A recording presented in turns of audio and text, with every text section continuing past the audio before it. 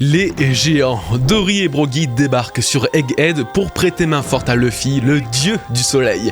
Cette apparition inattendue est porteuse d'une très grande symbolique et plonge à nouveau One Piece dans les entrailles de son histoire antique. Découvrez à mes côtés tous les secrets de ce chapitre dans cette nouvelle review. Yo les bros et bienvenue. Dans cette vidéo, je mets en place un nouveau format supplémentaire. Posez vos questions sur le prochain chapitre de One Piece pour que j'y réponde le dimanche d'après dans la review. C'est une façon de renforcer notre interaction entre nous et ainsi de répondre à certaines de vos interrogations si je suis en mesure de le faire. Ça commence dans cette review et vous aurez un petit peu plus loin toute l'explication de comment faire. On se donne rendez-vous ce soir à 20h sur Twitch pour en parler en détail et pour analyser à nouveau ce chapitre. En attendant, je vous invite à lâcher votre meilleur like sur cette vidéo pour me soutenir et bien évidemment à rejoindre l'équipage en vous abonnant. Merci à tous les bros et maintenant prenez place, c'est le début d'une longue vidéo. Le chapitre commence très fort. À vrai dire, ça fait longtemps qu'un chapitre n'avait pas été aussi intense du début à la fin sans moment de mou. On voit très bien qu'Oda passe à la vitesse supérieure pour conclure cet arc, ce qui est plutôt une bonne chose, surtout vu les événements qu'il prépare. On débute directement avec un Luffy qui récupère enfin toute son énergie après avoir mangé. Il est de nouveau en full forme et n'attend pas pour utiliser son Gear 5. La situation est en effet critique. Rappelez-vous dans le dernier chapitre, Franky, Atlas ainsi que Kuma et Bonnie chutaient du ciel d'Egghead à la merci des rayons laser des pacifistas. C'est justement ces mêmes pacifistas qui seront au cœur du retournement de situation puisque Vegapunk fait une grande révélation à Bonnie. Même si le monde entier est ton ennemi, ton père, lui, ne te trahira jamais. Et oui, Bonnie peut contrôler les pacifistas. Vegapunk leur a intégré un programme secret à l'insu du Gorosei pour placer Bonnie au sommet de la hiérarchie d'autorité des pacifistas. Bonnie est donc à la tête de la plus puissante armée scientifique et même la plus puissante armée de la marine à seulement 12 ans. Ok. C'est ainsi que les PX se retournèrent contre la marine, détruisant les navires près des côtes, retournant une nouvelle fois la situation en faveur de nos protagonistes.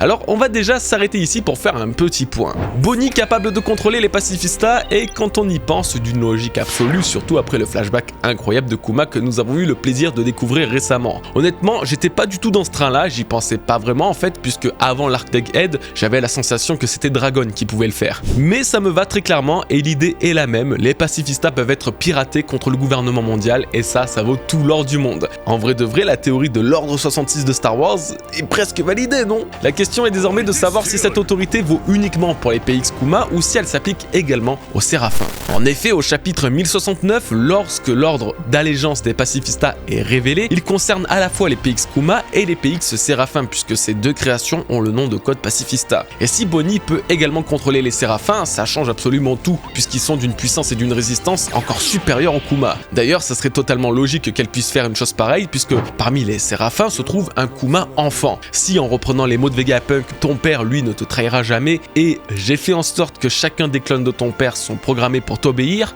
alors j'imagine au moins que son clone Séraphin sera aussi sous son autorité. Bref, Bonnie avec l'armée de tous les PX sous son commandement, c'est clairement un power-up non négligeable durant la bataille finale d'Egghead. Pour terminer sur ce sujet, je sais pas vous mais moi je dois avouer que la scène de Bonnie criant aux pacifistas de s'arrêter et de l'aider à s'échapper m'a énormément fait penser à la scène de Shirahoshi demandant l'aide au roi des mers à la fin de l'arc des hommes poissons. J'irai pas jusqu'à dire et penser que Bonnie est une arme antique, mais ça doit cacher quelque chose quand même. Le parallèle des deux scènes, les cheveux roses des deux filles qui sont en réalité des princesses, l'importance du soleil et donc de Nika dans leurs croyances. Ouais, honnêtement j'ai un petit peu du mal à imaginer qu'Oda ait fait ça par pur hasard, mais je n'en dis pas plus, on verra bien. En tout cas Vegapunk lui aura presque réussi à me faire tirer une larmichette tant ses pensées envers Kuma et Bonnie étaient belles. C'est vraiment un très beau personnage Vegapunk, un peu chelou à cerner au début mais comment ne pas s'attacher à lui. Le risque qu'il a pris était énorme, il le savait et on en a eu la preuve directe après que Saturne l'ait transpercé. Alors va-t-il mourir? Je ne pense pas pour autant, en réalité je n'aime pas trop ce genre de scène, vu l'outrage que ne cesse de faire Vegapunk au gouvernement et au Gorosei, Saturne aurait dû l'exécuter là maintenant tout de suite. Le transpercer sans toucher d'organe vital c'est trop facile. Comme d'habitude, le problème là-dedans ce n'est pas de pas tuer de personnages, mais plutôt que la plus haute instance mondiale censée représenter les ennemis finaux, donc le gouvernement mondial, ne cesse de se faire rouler dans la farine et qu'ils inspirent de moins en moins la terreur. Je pense qu'on parlera de ce sujet ce soir dans le live à 20h sur Twitch, vous comprendrez davantage ma pensée et ma position à ce moment-là. On passe à la suite, Kizaru ne rigole plus. Il a encore une fois l'ordre d'éliminer Bonnie et Kuma, chose qu'il s'apprête à faire avant d'être interrompu et frappé par le dieu du soleil en personne, Luffy. Il revient hilar et sauve le groupe entier en transformant tout son environnement en caoutchouc grâce à l'éveil de son fruit du démon. Le rythme de son cœur résonne dans toute l'île scientifique, activant une nouvelle fois le robot géant antique dans les tréfonds d'Egghead qui semble beaucoup plus bouger que la fois précédente. Vegapunk révèle ensuite à Bonnie le secret de Luffy, le jeune garçon qui a attiré l'attention de Kuma et l'incarnation du dieu soleil Nika. Un Buster Call ne représente aucun danger pour lui, tant des peuples du monde entier attendent son retour depuis des siècles. Chose qui se vérifie dès la page suivante puisque dans une scène absolument magique, Dory et Brogy, les capitaines de l'équipage pirate des géants, débarquent sur Egghead en détruisant les navires de la marine, apportant leur aide à Luffy, ou plutôt le dieu soleil. On se frotte les mains les petits potes parce que là il y en a des choses à dire. Contre toute attente, en tout cas contre mon attente, les géants d'Elbaf sont les responsables de la destruction du bateau de la marine à la fin du dernier chapitre. Tous les scénarios que j'ai imaginés, waouh, alors là je dois dire que lui j'y avais mais strictement pas pensé. Pourtant, maintenant ça paraît évident sur 40 000 points déjà, et comme je le disais, Elbaf se trouve proche d'Egghead et la proximité était à mon avis un prérequis inévitable pour justifier l'apparition d'une aide externe. Ensuite, Vegapunk avait un autre lien avec Elbaf en se rendant sur l'île des géants pour étudier les savoirs des scientifiques d'Ohara préservés par Zoro. Un échange et une relation de confiance est né à ce moment-là, ce qui n'est évidemment pas négligeable. Et j'avoue que là j'avais totalement totalement omis cette partie la semaine dernière. Je sais pas, mon cerveau il a fait une totale abstraction. C'est terrible, surtout pour un truc aussi gros que les géants. Vous avez compris la blague avec gros, les géants, bref. Pour finir, je sais pas si ça sera vraiment le fil rouge du truc, mais après avoir sauvé les écrits d'Ohara et donc en essayant de faire perdurer les braises de l'ancienne histoire, ils ne pouvaient pas rester les bras croisés après l'annonce d'une attaque sur Egghead. Déjà pour soutenir leur ami Vegapunk et surtout pour éviter que la tragédie d'Ohara, à laquelle ils sont si sensibles, recommence à nouveau. C'est un pléonasme ça. Ouais, bref. Pas de cross guild, de néomads ou de barbe noire, non, mais très clairement, aucun regret d'avoir fait toutes ces petites théories dans la dernière review. Ok, donc maintenant qu'on a plus ou moins tout résumé, si on faisait un petit sommaire de ce qui nous attend dans cette nouvelle vidéo. Nous allons voir si Shanks sera lui aussi présent et si le risque qu'il rencontre Luffy est vraiment plus élevé puisqu'il était sur Elbaf récemment. Quel est le lien entre le soleil et les géants? Comment connaissent-ils Nika et pourquoi l'attendent-ils? Pour finir, nous verrons ce que tease cette apparition des géants dans un futur plus lointain de One Piece avec l'alliance de toutes les nations antiques à Luffy après des siècles d'attente. Donc écoutez, c'est parti, préparez-vous tranquillou, n'oubliez pas le petit like pour soutenir la vidéo comme d'habitude ainsi qu'à vous abonner, merci beaucoup. L'apparition soudaine des géants soulève un tas de questions et l'une d'elles est particulièrement intéressante. Est-ce le signe d'une rencontre prochaine entre Shanks et Luffy? Rappelez-vous, au chapitre 1076, Shanks était présent sur Elbaf aux côtés des géants. Nous n'avions pas réellement d'explication, mais on pouvait en conclure que Shanks ainsi que Dory et Brogy se connaissaient de l'époque de Roger. Plus précisément, je mettrais même un biais sur l'option qu'ils se sont rencontrés sur Little Garden après que Roger ait récupéré Crocus au Cap des Jumeaux. Et encore après avoir quitté Little Garden, ils ont dû se rendre sur l'île de Drum et rencontrer Kureha, ce qui expliquerait les dernières paroles que la doctoresse avait pour Luffy en voyant en lui un héritier de la volonté de Roger. En tout cas, Shanks et les géants s'apprécient et ils sont très proches. Pour autant, ça ne signifie aucunement que lui et Luffy vont se retrouver sur Elbaf. Si on retourne au chapitre 1076, il y a un élément à ne pas omettre. Quand Kid s'apprêtait à attaquer Shanks sur Elbaf, ce dernier précisait bien que le timing était parfait puisqu'il s'apprêtait à partir. Au chapitre 1079, 3 chapitres plus tard, Shanks sous-entendait même que sa présence ici n'était que temporaire, c'était juste une occasion pour lui de festoyer avec de vieux amis. C'est pourquoi le roux n'est plus censé se trouver sur Elbaf à l'heure qu'il est, ni même se trouver aux côtés de Dory et Brogy, puisqu'à la fin du chapitre 1079, Shanks partait avec son équipage, quand Dory et Brogy, depuis le rivage d'Elbaf, détruisaient le Victoria Punk de Kid. Bon, alors en ce moment, Oda il aime bien me donner tort, mais là pour le coup, je vois pas vraiment la rencontre entre Shanks et Luffy dans l'immédiat, bien que depuis Wano Kuni, ils sont plus proches que jamais. C'était qu'une petite aparté et on peut passer à la suite. Si l'arrivée des géants était absolument épique et se contente à elle seule pour terminer ce chapitre en beauté, leurs paroles sont encore plus importantes que leurs actes. Nous sommes venus récupérer Chapeau de Paille, ou devrions-nous l'appeler le dieu soleil. Que signifie cet intérêt soudain pour Luffy de la part des géants? Que veulent-ils dire par nous sommes venus récupérer Chapeau de Paille? Eh bien, déjà sachez une chose, l'intérêt des géants pour le dieu du soleil ne sort pas de nulle part. Elle n'est pas récente ni insensée. En effet, il faudra retourner au chapitre 866 pour découvrir pour la première fois le village d'Elbaf à travers le flashback de Big Mom. Mom. Dans celui-ci, nous apprenions surtout qu'il vouait un véritable culte au soleil au point où il remercie cet astre pour la naissance du prince Loki, que la fête du solstice célèbre la mort et la résurrection du soleil et que plus le jeûne est compliqué, plus ils sont reconnaissants envers l'astre solaire. Ce qu'on comprend alors en gros, c'est que les géants font partie de ces tribus aimant le soleil. Ceux qui aiment le soleil sont ceux qui aiment l'espoir et la liberté, faisant ainsi de ce peuple des ennemis directs du gouvernement mondial. Dans ma grosse vidéo théorie sur Luffy et l'histoire de Nika du mois de décembre, je vous exposais déjà l'importance du dieu soleil dans les cultures de différents peuples dont les géants d'Elbaf. C'est ce qui arrive aujourd'hui, les peuples s'agitent pour l'éveil du dieu du soleil. En analysant de près le jeûne des géants d'Elbaf qui a totalement fait vriller notre cher Big Mom, il prend place lors du solstice d'hiver et est censé aider à surmonter la dureté de cette saison. Sauf que ce n'est pas la première fois que le thème de l'hiver est mentionné de cette manière. Oden sur Wano Kuni a fait exactement la même chose. Je cite au chapitre 972, dans un petit peu plus de 20 ans, il y aura probablement une guerre massive suffisamment terrible pour diviser les mers elles-mêmes. Un long hiver va s'installer sur Wano. Dans la lettre laissée à Toki, Oden parlait d'un hiver instauré par la présence maléfique de Kaido. L'hiver est donc le synonyme de la nuit, de la tristesse, c'est le chaos qui précède le lever du jour, du soleil et de l'espoir. Ce thème sera sûrement de plus en plus récurrent dans la suite de One Piece, gardez-le en tête. Ok, alors qu'il soit lié au soleil, c'est très bien. Comment connaissent-ils le dieu soleil Nika? Je veux dire, comment le reconnaissent-ils en Luffy? Plutôt, je parlais de Shanks sur Elbaf, pas vrai? Bah voilà, vous avez votre réponse. Depuis la fin de Wano Kuni et l'apparition de Shanks près de ce pays, nous avons pu comprendre que le protégé de Roger connaissait pertinemment le secret que cache le Gomu Gomu no Mi. La protection du dieu soleil était incontestablement un objectif pour lui, un devoir. Shanks sait que Luffy a une grande destinée, il sait que ce jeune homme est attendu par des tribus anciennes pour les libérer de leur tournant. Après les événements de Wano Kuni et la révélation de la nouvelle forme de Luffy, il a pris conscience que c'était l'heure, le dieu du soleil est revenu, il devait en informer ses partisans. C'est sûrement ce qui l'a mené sur Elbaf. Shanks, en étant sur la terre des géants, a sans aucun doute parlé du grand destin de Luffy à Dory et Brogy, eux qui le connaissent d'ailleurs plutôt bien. Pour faire simple, la présence de Shanks sur Elbaf juste après l'éveil de Nika et la présence aujourd'hui de Dory et Brogy sur Egghead alors que Luffy était en danger ne sont pas des événements hasardeux. Tout roule parfaitement, tout droit dans le monde d'Eiichiro Oda. Surtout que je réalise là aujourd'hui à quel point cette photo de Luffy en guerre 5, prise par le CP0, est importante pour la suite de One Piece. C'est grâce à cette nouvelle prime que Nika est revenu pour la première fois aux yeux du reste du monde.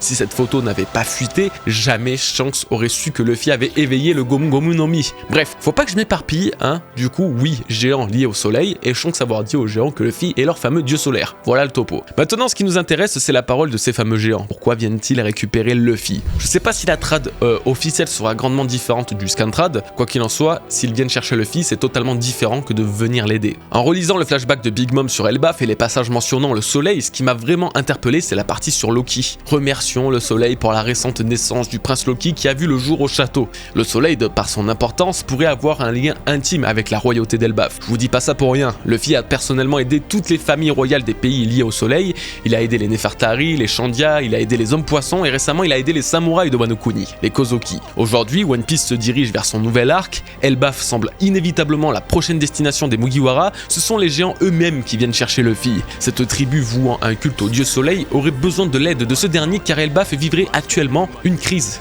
comme tous les pays où se trouve Luffy en fait. Et comme tous les autres peuples adorant le soleil, Luffy doit les aider, il doit les libérer et pour ça, il doit surtout rencontrer Loki, le prince des géants. Loki a été mentionné durant le flashback de Big Mom, mais aussi pendant l'arc de Whole Cake Island. Lola nous explique qu'elle était la prétendante de ce jeune prince, sa mère voulant la marier à lui pour former une alliance avec les géants d'Elbaf. En plus d'avoir plus ou moins l'âge de Luffy en âge de géant, Loki et lui connaissent très bien la fille de Big Mom, leur faisant ainsi un point commun. Comme à chaque fois lorsqu'il visite un royaume, Luffy va donc devenir ami avec le prince de ce dit royaume, Loki en l'occurrence, et lui viendra en aide. Comment? Eh bien, je ne sais pas exactement encore comment, mais une chose me semble presque certaine, Loki et les autres géants ne se mélangent pas. En effet, la disposition d'Elbaf est un petit peu plus compliquée que ce qu'on peut imaginer. Il y a le village d'Elbaf, celui où se trouvait Big Mom enfant, ainsi que Shanks plus récemment. Or, ce n'est pas tout, et il y aurait aussi le château d'Elbaf. Lui, il ne semble pas être au même endroit que le village, c'est ce que j'en ai déduit lorsque les géants disent au chapitre 866 qu'ils remercient le soleil pour la naissance du prince Loki au château. S'il y a un prince, il y a un roi, et s'il y a un roi, il y a un château.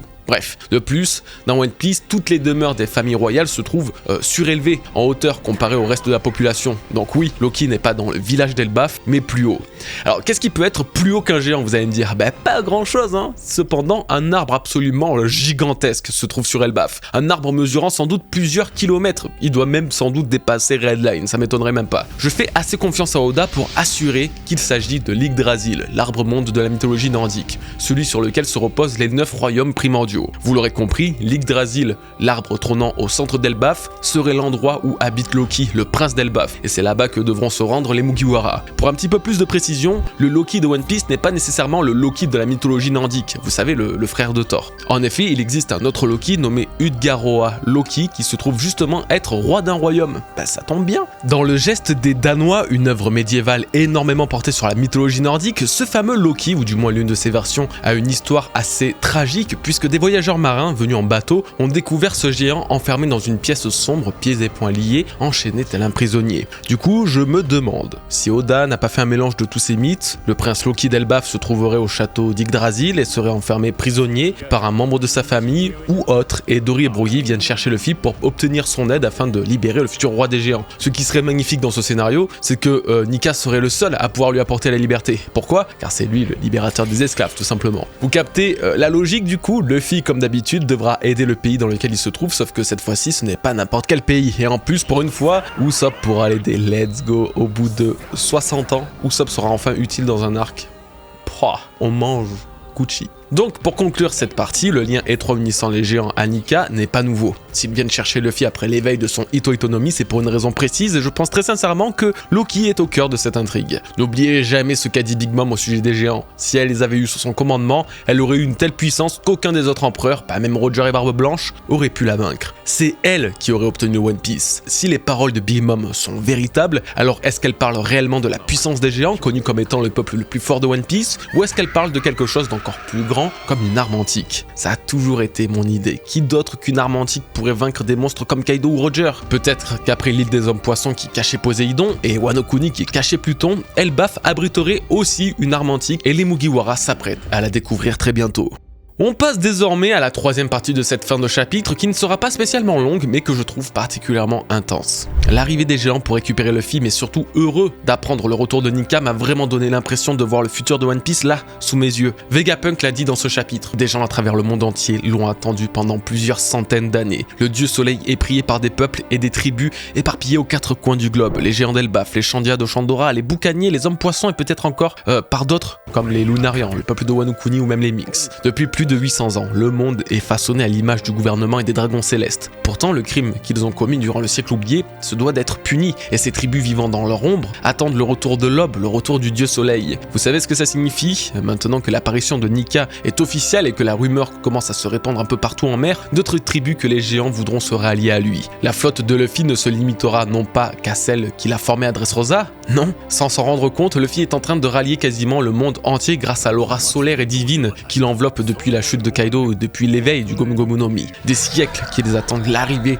du libérateur de la prophétie. Des siècles qu'on leur dit de patienter car un jour viendra et un jeune garçon portera l'espoir de l'humanité sur ses épaules. Ce moment est là, il arrive. L'éveil de Nika face à Kaido est un événement dont l'écho ne cesse de prendre de l'ampleur au fil des arcs, au fil des chapitres. Donc oui, soyez-en sûrs, tous ces clans attendent la venue de Nika. Ils partiront à sa recherche et lui prêteront main forte le moment venu car cela fait plus de 800 ans que cet événement est attendu. Les géants d'Elbaf ne sont que le commencement. Aujourd'hui, nous mettons enfin le pied dans l'histoire antique de One Piece. C'est trop, voilà, c'est trop à quel point c'est hypant. Dire qu'on doit attendre 2 semaines sans avoir la suite, ça rend fou. Bref, la vidéo ne s'arrête pas pour autant. Comme mentionné au début de la review, nous arrivons au test d'un nouveau format que j'aimerais beaucoup essayer. Voici le topo, c'est très simple. Il se peut que certains d'entre vous aient des questions relatives à One Piece auxquelles je peux soit répondre pour vous apporter des précisions, soit répondre pour donner mon avis et mon point de vue. C'est pourquoi je trouverais ça intéressant d'ajouter une catégorie dans les reviews qui mettra en avant vos commentaires et vos questions sur le chapitre actuel. C'est interactif, c'est une sorte de retour au QOP, les questions One Piece que j'adorais faire par le passé, et ça se passerait sur YouTube et Twitter.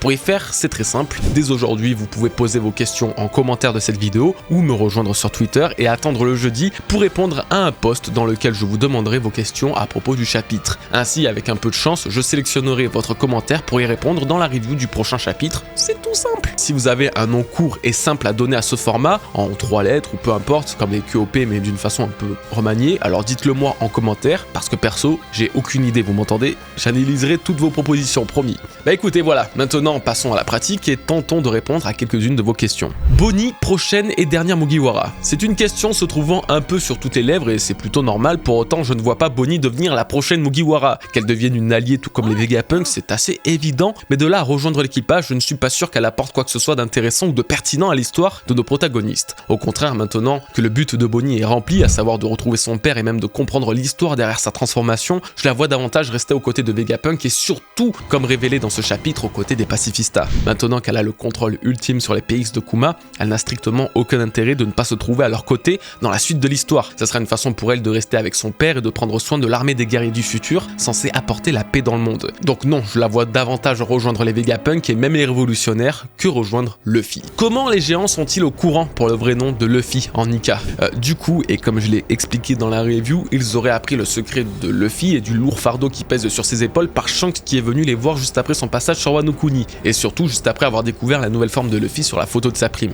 Je vois vraiment pas un autre scénario. Pour le coup, si vous avez une idée supplémentaire, n'hésitez pas à la compléter. À un moment, un soldat dit qu'Egghead commence à trembler. Faut-il y voir un sens caché comme le décollage d'Egghead ou c'est juste les tremblements dus au combat? Normalement, tu parles de cette case et effectivement, elle prend place tout juste après que Luffy utilise l'éveil de son fruit du démon pour changer l'environnement en caoutchouc. Je pense que c'est ce qui a fait trembler l'île, puisque si on regarde bien les bâtiments d'Egghead, à ce moment-là, ils semblent totalement déformés et du moins beaucoup plus flexibles. J'ai aussi pensé que ce soit le robot géant antique, mais il s'est mis à bouger après les paroles des marines, donc je reste sur l'idée qu'il s'agit simplement de l'influence de Luffy sur le sol et les immeubles. D'ailleurs, idée totalement à part, mais les géants vont sans doute voir le robot géant antique aussi, non? Eh ben, je suis persuadé qu'ils vont nous révéler à ce moment-là que d'autres robots géants antiques se trouvent cachés sur Elbaf. Donc je sais pas pourquoi j'ai eu ce sentiment, donc je préfère poser ça là, au cas où, si ça se valide, on reviendra dessus. À la fin du chapitre, la marine dit qu'ils ont disparu depuis 100 ans en parlant de qui? Le peuple des géants ou Dory et Broggy? En toute logique, les géants n'ont jamais disparu, même aux yeux de la marine, puisque Airudin et son équipage étaient déjà actifs dans le Nouveau Monde depuis un moment. Il s'agirait alors de Dory et Broggy. En effet, ces deux géants se sont reclus sur Little Garden il y a de cela précisément 100 ans pour déterminer qui était le plus fort des deux. Vu qu'ils étaient les capitaines de l'équipage des géants, tout le monde les connaissait et leur disparition il y a 100 ans a probablement laissé présager au reste du monde qu'ils étaient morts ou disparus. Bref, tout ça pour dire que la marine parle bien de ces deux légendes de la piraterie. Comment se fait-il que les géants soient aussi forts alors que Mr. Tree a réussi à les mettre un peu mal? Alors j'avoue que j'avais aussi un a priori assez chelou sur les géants, je les trouvais pas à la hauteur de leur réputation, ne serait-ce que le one-shot d'Airudin par Luffy, ça m'avait pas du tout plu et ça ne m'a pas vraiment, ça n'a pas vraiment contribué à redorer leur blason, voilà. Mais pour le cas de Mr. Three, il faut quand même savoir que Dory a subi l'explosion de l'intérieur de son corps, ce sont ses organes internes qui ont été touchés et ça fait toujours plus de dégâts qu'en externe évidemment. La preuve avec l'eau, l'une de ses plus puissantes techniques se trouve être le Gamma Knife, car il détruit les organes internes, donc non, ils ne sont pas du tout faibles. Il faut aussi garder en tête que les standards de puissance n'étaient pas les mêmes dans la première centaine de chapitres de One Piece, la preuve avec Crocodile qui fut battu par un Luffy que très peu expérimenté sans aucun gear. Qu'est-ce que des gens ou des géants qui se sont fait exterminer par Mr. Three vont pouvoir faire face à Kizaru à moins que leur force soit le nombre, sinon je vois pas l'utilité. Alors du coup, pour bondir avec la réponse précédente, les géants restent une nation de guerriers exemplaires du monde de One Piece. S'ils sont autant réputés, c'est pour une bonne raison, et ce, même si Oda ne les a pas trop mis en avant. Pour la comparaison avec Kizaru, je pense sincèrement qu'ils ne viennent pas combattre l'amiral, ni Saturne, mais plutôt détruire les navires du Buster Call, et ça c'est clairement beaucoup plus important. En soi, Kizaru sera géré par Luffy assez aisément, de ce qu'on voit, donc le rôle des géants sera vraiment de s'occuper des 100 navires de la marine qui encerclent l'île, et donc de créer un échappatoire. Mission potentiellement accomplie pour Saturne, quelle suite vois-tu pour le gouvernement mondial? Quitter l'île ou continuer le carnage? Déjà, tu dois regarder cette review en live, donc yo à tous, et les viewers, venez lâcher votre like sur la chaîne quand même.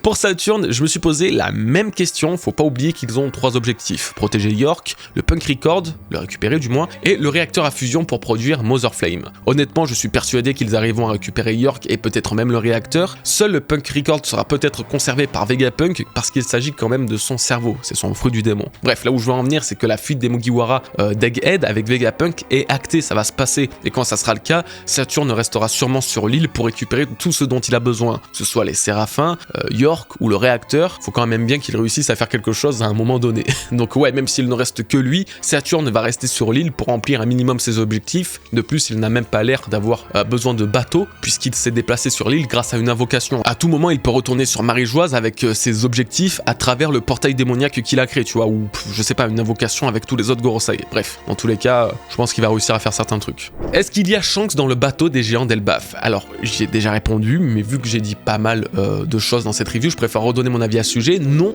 Shanks n'est pas censé se retrouver sur le bateau, puisqu'il expliquait avoir été que de passage sur Elbaf pour parler à ses vieux amis. Il a quitté l'île et les géants après avoir vaincu Kid, donc pas de raison de le voir aux côtés de Dory et Brogy. Penses-tu que Zoro soit mis de côté par Oda parce qu'il nous réserve quelque chose aux alentours du chapitre 1111? Eh ben putain, ça j'avoue que j'y avais pas pensé. Pour ceux qui ne savent pas, Zoro est né le 11 novembre, donc le 11-11, et Oda aime tellement les jeux avec les chiffres et tout, qu'il ne serait pas étonnant que Zoro fasse quelque chose de spécial au chapitre qui représente sa date d'anniversaire. Surtout que 1111, c'est pas un nombre qui reviendra dans les futurs chapitres de One Piece, donc ouais, il se peut qu'il prépare une petite dinguerie à ce moment-là. Moi j'aime bien l'idée. Est-ce que le nouvel équipage des géants fait partie de l'opération de sauvetage? Qui a déplacé Luffy? Est-ce que Bonnie va être capable de copier le Gear 5 maintenant?